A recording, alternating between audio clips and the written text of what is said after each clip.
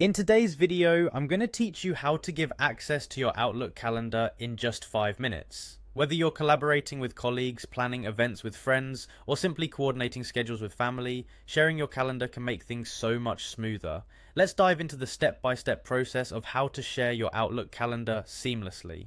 First, you'll want to start by opening your favorite web browser and heading over to the Microsoft 365 Outlook login page. If you're not already signed in, you'll see a sign in button. Click on that to enter your credentials. Make sure you have your username and password ready, as you'll need them to access your account. If you happen to use two-factor authentication, have your phone nearby for that extra layer of security. Once you've signed in successfully, you'll be directed to the Outlook Mail interface. Before we proceed to the next step, it might be a good idea to familiarize yourself with the layout if you're new to Outlook. On the left-hand sidebar, you should see different options like Mail, Calendar, Contacts, and so forth. Our focus today is on the calendar, so go ahead and click on the calendar option in the menu. With your calendar now open, look around for a button labeled Share. This is usually located towards the top right corner of the page, among other command options. Clicking on Share will initiate the process of granting calendar access to others.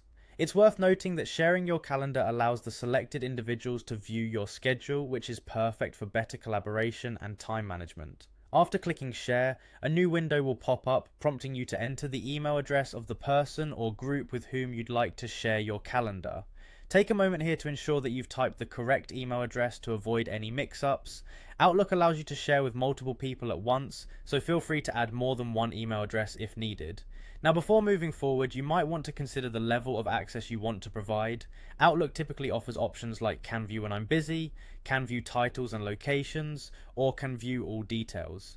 Choose the appropriate level based on how much information you wish to share. This is a crucial step because you want to manage how much calendar visibility you give to others, maintaining a balance between openness and privacy. Once you've entered the email and selected the access level, it's time to proceed. Go ahead and click the Share button to send the invitation.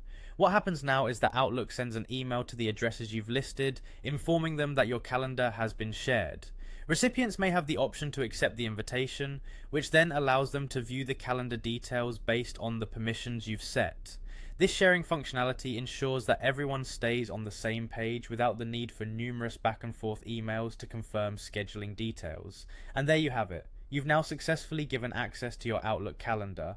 This simple yet powerful feature is an excellent way to boost productivity, enabling greater synergy among teams or even family members planning joint activities. If in the future you need to stop sharing your calendar or modify the access permissions, you can return to the calendar settings and make the necessary changes. And that's all there is to it. This entire process is designed to be intuitive and user-friendly, yet it's always good to remind ourselves of these steps so we can perform them confidently whenever needed.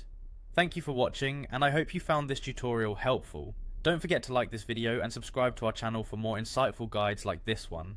If you have any questions or need further assistance, feel free to leave a comment below or reach out to us through our contact details. We're always here to help you make the most out of your digital tools. Have a great day ahead, and happy scheduling.